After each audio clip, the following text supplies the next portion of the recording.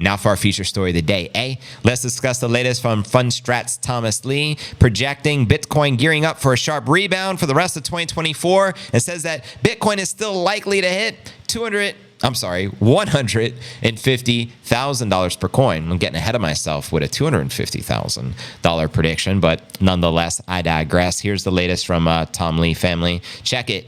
In a brand new interview in CNBC, he says Bitcoin still can hit 150,000 this year in 2024, which is 137% gain from the current value. Now, Lee says one reason to be bullish on Bitcoin is that the defunct crypto exchange Mt. Gox is now expected to finally repay creditors about 142,000 BTC, worth nearly $9 billion starting in July up to October, an event which had some long worried would be bearish for the crypto king, quoting him here from the interview.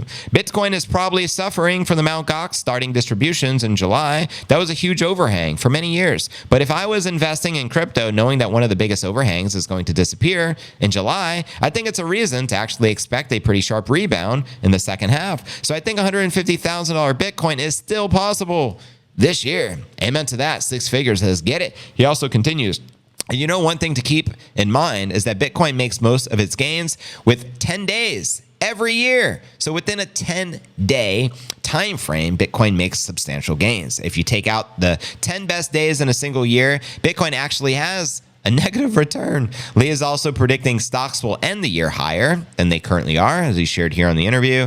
Now that we're in the mid-year 2025, the S&P 500 earnings look a lot stronger than we thought at the start of the year. We thought maybe $260. It's probably closer to $275, maybe $280, maybe even $285. And I think the multiple we thought originally could be 20 times that number for the next year. But given the Fed has more reasons to be dovish, and I think maybe the employment picture is softening, an example, PE, price to earnings, multiples actually could be higher by next year. So I'd say between now and year end, stocks should be higher. We have had a strong first half already, and the second half won't be as strong as the first half, but we should build upon those gains. So yeah, it looks pretty good. And to watch this interview he did on CNBC, check the show notes below the video in the description. I mean, this guy looks like he hasn't had any rest in a very long time, but I digress, man. Shout out Fundstrat's Tom Lee. What are your thoughts regarding a sharp rebound and potentially smashing 150,000 this year, as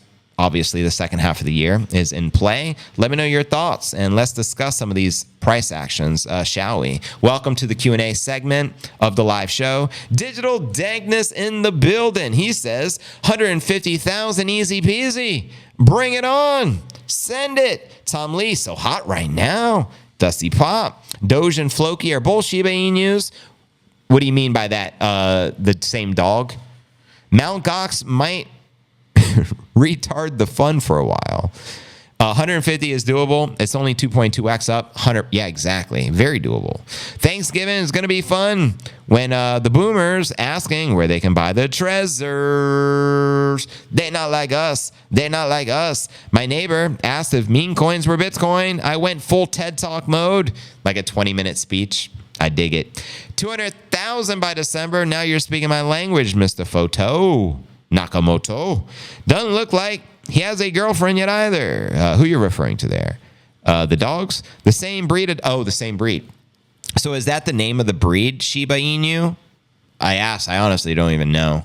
If is that the actual breed? Let me know. I'd be curious to know.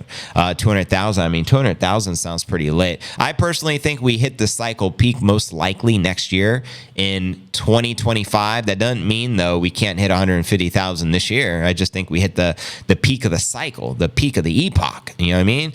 I believe will occur next year in 2025. Typically, history has shown us Bitcoin goes parabolic in an 18-month window post-halving. So keep it in mind, we just had the halving April 19th, aka 420-ish.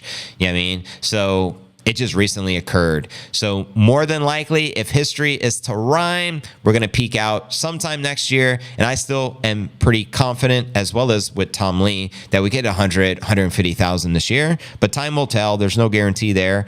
And nothing shared in this stream is investment advice. Everything I share is for entertainment purposes only, including all the comments you'll read in the chat. That's all for entertainment Purposes only. Think log. And next goal is 600,000. Logarithmic. 600G sounds good to me. We add a 0 to the end of the price action. Bada boom, bada bing. It's a motherfucking win. I just want to hit 100,000 so I can party in Puerto Rico. I can't wait to meet you, Devon. It's going to be divine. Can't wait.